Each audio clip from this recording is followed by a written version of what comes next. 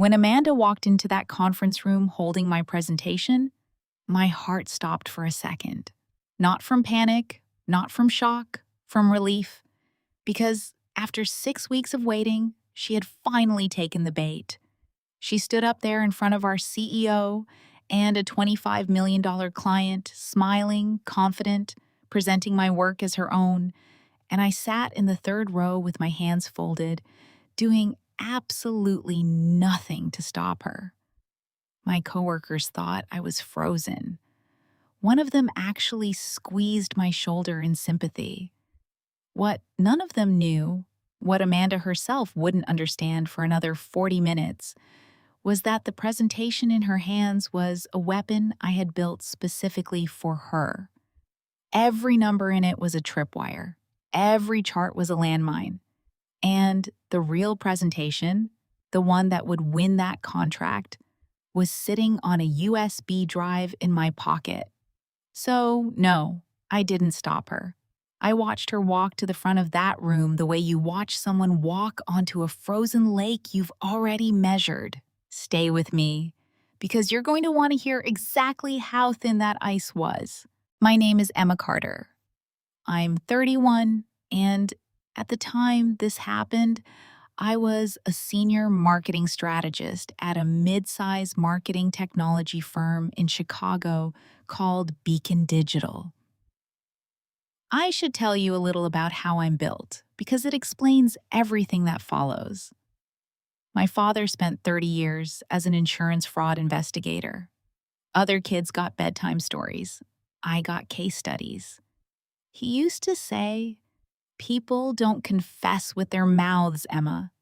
They confess with their patterns, and if you can wait longer than they can lie, you win every time." I grew up believing in evidence the way other people believe in luck. I don't yell. I don't do drama. I write things down. My friends call it creepy calm. My father called it the family business. That calm was about to be tested by the biggest opportunity of my career. That spring, Beacon was invited to pitch for the Luma Health account.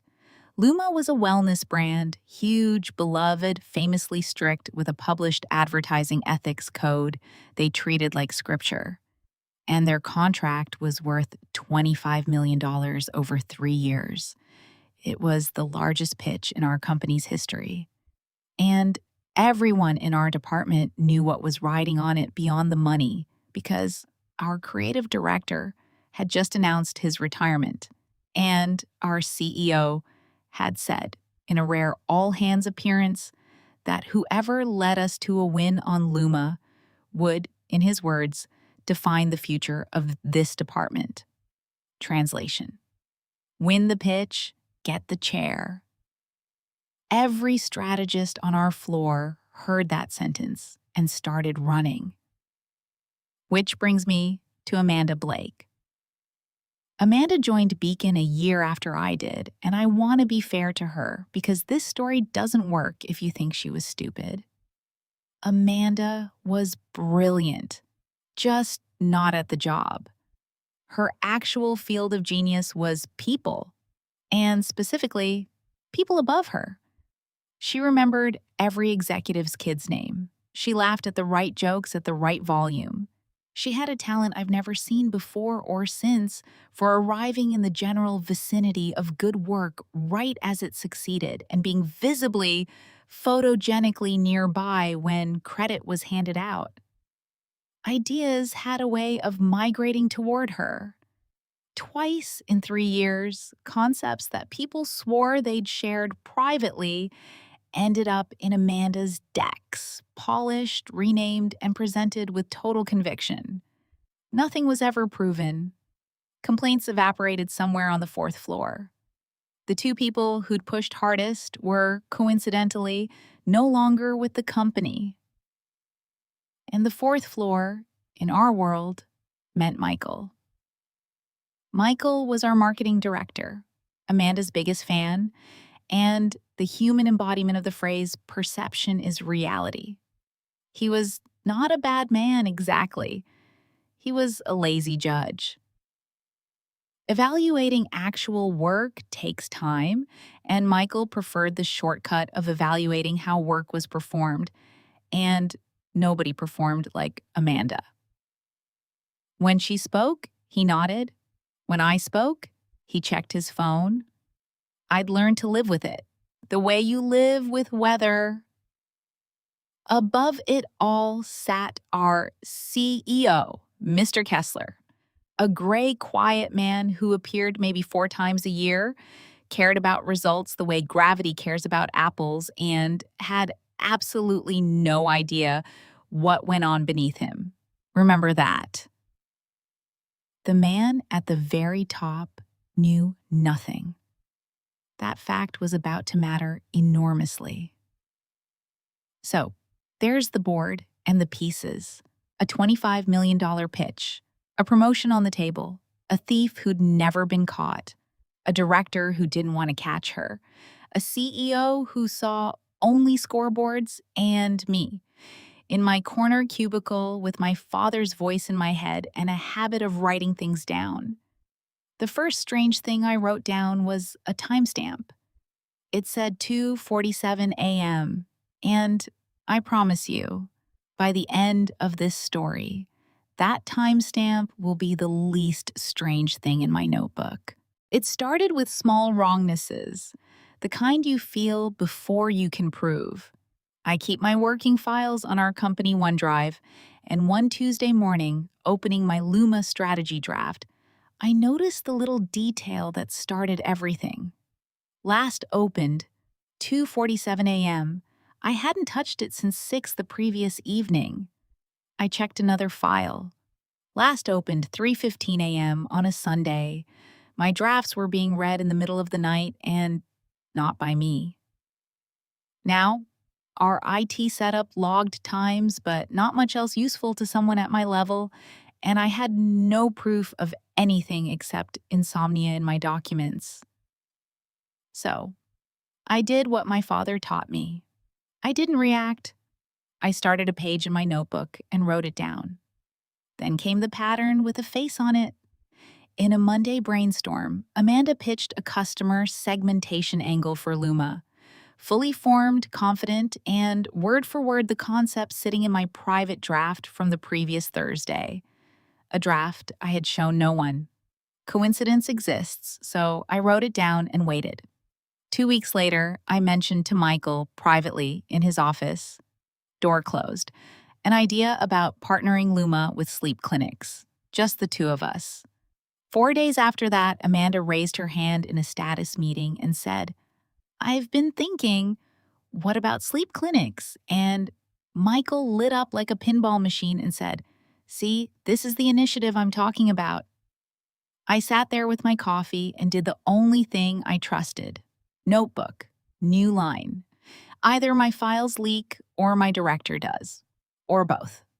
The third theft was the one that would have broken me a year earlier. I'd spent 2 weekends building the core positioning framework for our Luma pitch, the actual spine of the whole strategy, and in our department review, before I ever presented it, Amanda stood up and walked the room through my framework, my structure, my phrasing. She'd even kept my working title. Michael praised her vision in front of 11 people. And me? I know what you're expecting, because I know what the version of me in your head does. She stands up. She objects. She demands the file history be checked. I complimented Amanda's presentation and asked a polite follow-up question. I need you to understand why, because this is the hinge of the whole story. If I'd accused her that day, here's exactly what happens. It becomes my word against hers, in front of a director already biased toward her, with evidence that proves access but not identity. I look jealous. She looks gracious. I've watched 2 people at Beacon try that route, and I told you where they ended up. My father had a phrase for the moment a fraud investigator blows a case by moving early. He called it spending your evidence. I wasn't going to spend mine. So I smiled. And under the table, in my notebook, I wrote 3 words. That makes 3. And next to it, a question that would keep me at the office long after everyone went home. Not who, how. Because here's what nagged at me. I'd changed my password twice. IT confirmed no unusual remote logins. Whoever was reading my files wasn't breaking in through any door I could find, which meant they were walking in through a door I couldn't see. So I stopped looking at computers and started looking at people. No cameras, no hacking, nothing that could ever be turned around and used against me. Just patience and a window seat with a good view of the floor. Who came in early? Who stayed late? Who lingered at whose desk? Who knew the conference room codes? I gave it 2 weeks, and I want to tell you, office surveillance is thrilling. But mostly, I learned who microwaved fish, and then, on a Thursday night around 8, I stayed late finishing media budgets, most of the floor dark, and I saw it. Tyler, our intern, 22, sweet kid, eager, the kind who says yes to everything because he thinks that's the job. Tyler had left for the gym without locking his computer, which happened to be logged into the shared strategy drive, because 3 weeks earlier, someone had helpfully arranged broader access for the interns to help them learn. I watched Amanda drift across the dark floor to Tyler's desk the way you'd stroll to a vending machine. She didn't sit, she didn't type much. She opened a folder, my folder, angled the screen, took out her phone, and photographed it. Screen after screen. My drafts, my numbers, my strategy, captured in about 90 seconds, leaving no download, no email, no forwarding trail, nothing. The oldest technology in the world, a camera and someone else's open door. Then she put her phone away, straightened a stapler on Tyler's desk like a woman tidying up, and left. I sat in the dark and felt 2 things at once. The first was fury, the real kind, the kind with a heartbeat. The second, arriving right behind it, was a thought so cold it frightened me a little. She has no idea what she just gave me. Because think about my position that night. If I reported it, what did I actually have? My word about what I saw on a dark floor. Tyler gets fired for the unlocked screen, a 22-year-old's career as the cost of catching her.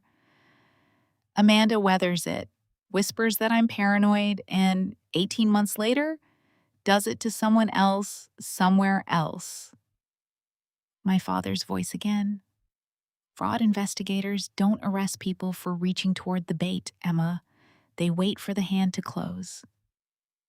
That night, I went home, poured a glass of wine I didn't drink, and made the decision this entire story turns on.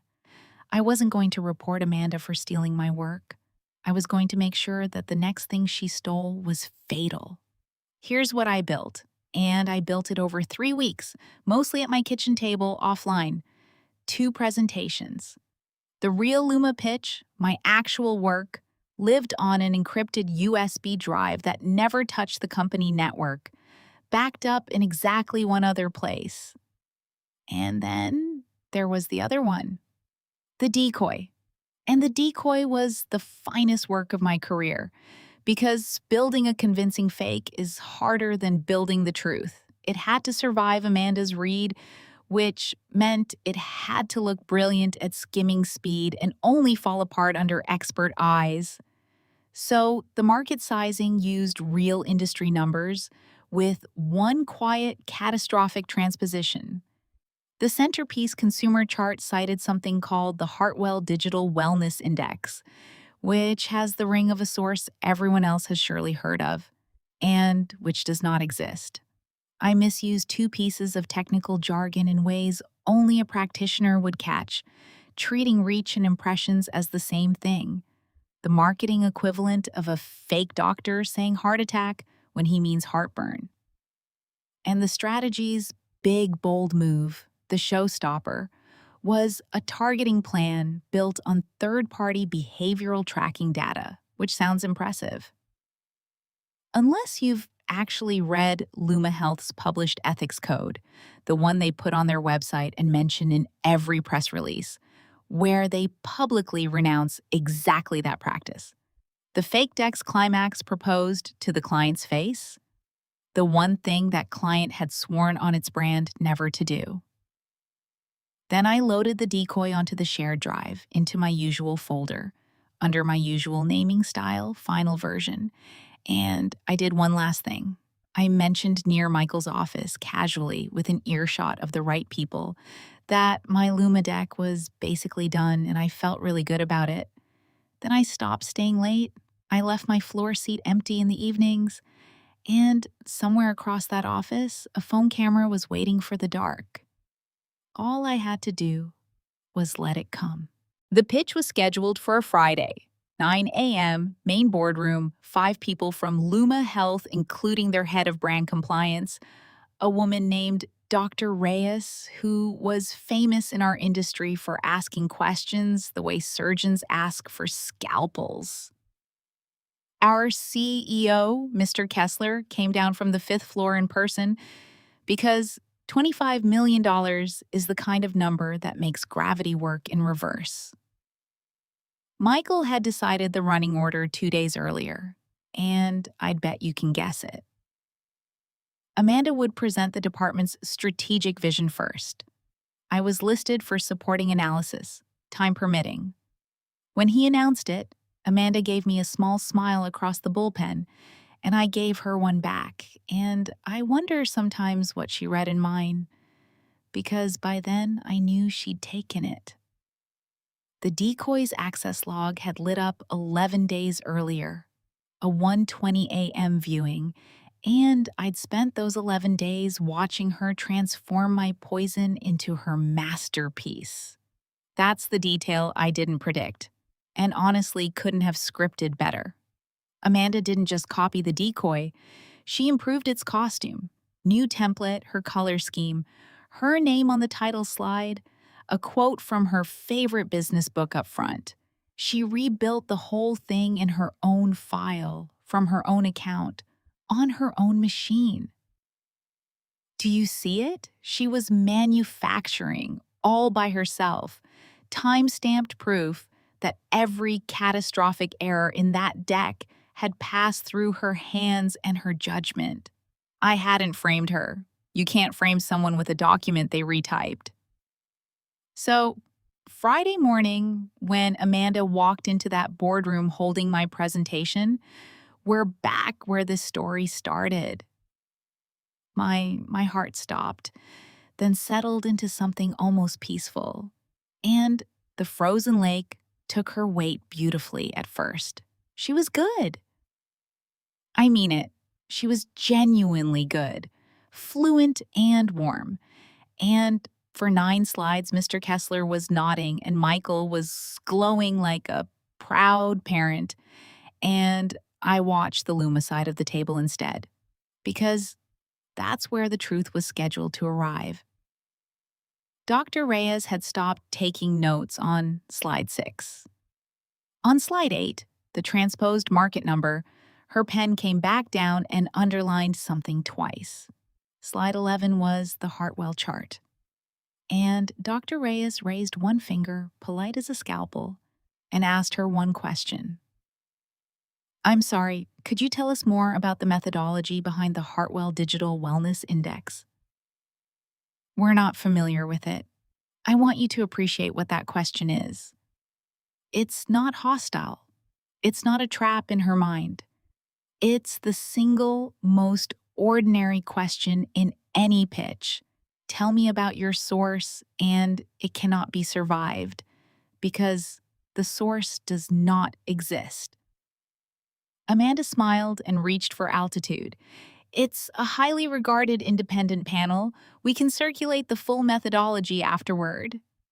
And Dr. Reyes said mildly, that's odd because we commission most of the wellness panels in this space, and I've never heard of it. Who publishes it? Silence has a texture in rooms like that. This one was wet cement. And then the dominoes went, exactly in the order I'd stacked them. Luma's data lead, now leaning forward, flagged the market sizing math, and Amanda, not knowing the number was transposed, defended the wrong figure with total confidence, which is so much worse than not knowing. Their media director asked her to clarify a claim, and she used reach and impressions interchangeably, twice. And I watched two Luma executives exchange the briefest glance, the professional equivalent of a coroner's nod.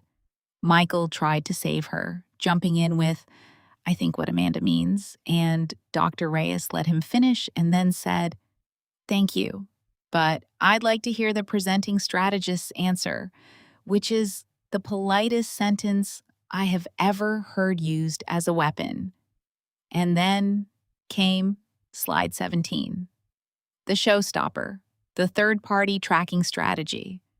Dr. Reyes read it in silence, took off her glasses, and said, quietly, "You are proposing that Luma Health build its flagship campaign on the exact practice our ethics charter publicly renounces. Did anyone on your team read our charter?" Amanda's mouth opened and nothing came out, because there was nothing in her to come out. There never had been. For 3 years, the system had supplied her lines, and the system had just handed her mine. Mr. Kessler had not spoken the entire meeting. CEOs like him watch. Now he turned, looked down the table past Michael as if Michael were furniture, and found me in the third row, the supporting analyst, time permitting, and said, "Emma, you've been quiet. Do you have anything to add?" I said, "Yes, sir, I do." And I stood up and I took the USB drive out of my pocket. What happened over the next 35 minutes, I'll keep short because you've earned the ending. The real strategy went up on that screen, the one built on Luma's actual charter, with a privacy-first data approach designed around the exact principles Dr. Reyes had spent her career defending. Every number sourced, every source real, every question answered, including 4 Dr. Reyes clearly asked as tests, because by then she suspected precisely what she was looking at. Near the end, she held up her marked-up printout of Amanda's deck next to my slide on screen and said, "These two strategies appear to share a skeleton, and yet one of them understands our brand and one of them is a counterfeit. Can you explain that?"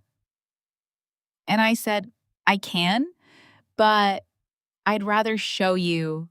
And I walked them through the version history, the file paths, the timestamps, the 1:20 a.m. access log on a decoy file that only I knew was a decoy, right up to the moment it stopped being necessary because Amanda got there first. She stood up so fast her chair hit the wall. "You set me up," she shouted, actually shouted in front of the CEO and $25 million. "You built that file as a trap. You put it there for me to find." And I looked at her, and I said the sentence I'd been carrying for 6 weeks. "No, Amanda. I just wrote down my work and stored it where I always store it. You're the only person in this room who thinks taking it was inevitable." Luma signed with us 5 weeks later. Dr. Reyes told our CEO in an email I was eventually shown that the deciding factor wasn't the strategy, though the strategy was excellent. It was, in her words, that we now knew exactly which person at Beacon we could trust with our name. Amanda did not survive the afternoon, let alone the investigation. And the investigation is the part people never expect, because it wasn't really about me at all. Once HR pulled the threads, the file access patterns, the phone photos, which she'd synced incredibly to her company cloud account, The two previous complaints that had evaporated on the fourth floor, a picture emerged of 3 years of quiet theft, and every path through the evidence ran past Michael's desk. He wasn't fired. In some ways, what happened was worse for a man like him. He was formally disciplined, stripped of the Luma account, and made to sit in a room while investigators read him, one by one, the warnings he'd waved away with dates. Perception, it turns out, is not reality. Records are reality. Tyler, the intern, was cleared completely, and I made sure of that personally, because the kid's only crime was trusting his coworkers. And I'll be honest with you, protecting him mattered more to me than anything that happened to Amanda. Me? I got the chair. Creative director, corner office, the title everyone had been running toward since spring, and I'd love to tell you, the moment they announced it felt like fireworks, but the truth is quieter and, I think, better. The real victory announced itself over the following months in small ways. People started documenting their ideas without being told. A junior strategist got publicly credited by name for a concept in a meeting, and nobody found it remarkable. And one afternoon, I overheard two colleagues in the kitchen talking about someone at another company who'd pulled an Amanda, and that was the phrase they used. Pulled an Amanda. Said the way you'd say, caught the flu. So let me leave you with what this actually taught me, because it isn't watch out for thieves. You knew that. The first lesson is about anger. When you get robbed, and in some office, someday most of you will, your rage will demand a confrontation. Today, loudly, with your voice shaking. That confrontation is a purchase, and the price is your evidence and your credibility, and it almost never buys justice. Anger spends. Patience invests. Write it down, date it, and wait until the pattern is undeniable, because a pattern is the one witness that can't be charmed. The second lesson is the uncomfortable one. Amanda took the bait, but the water she swam in was built by other people. By a director who graded performances instead of work. By a system where credit was assigned by proximity and volume. By all of us who saw it and decided it wasn't our week to say something. Thieves are rare. Enablers are everywhere, and if you lead anything, a team, a company, a group project, the credit culture you tolerate is the workforce you will eventually deserve. And the last one is mine, and you can have it. For 6 weeks, the most powerful thing I did was nothing, visibly. Underneath the stillness, I was building, verifying, preparing, but on the surface, I let an entire office believe I was weak. And I've made peace with the fact that some of them believed it right up until 9 a.m. that Friday. Being underestimated hurts. It is also, if you can stand it, the single greatest tactical advantage you will ever be handed for free.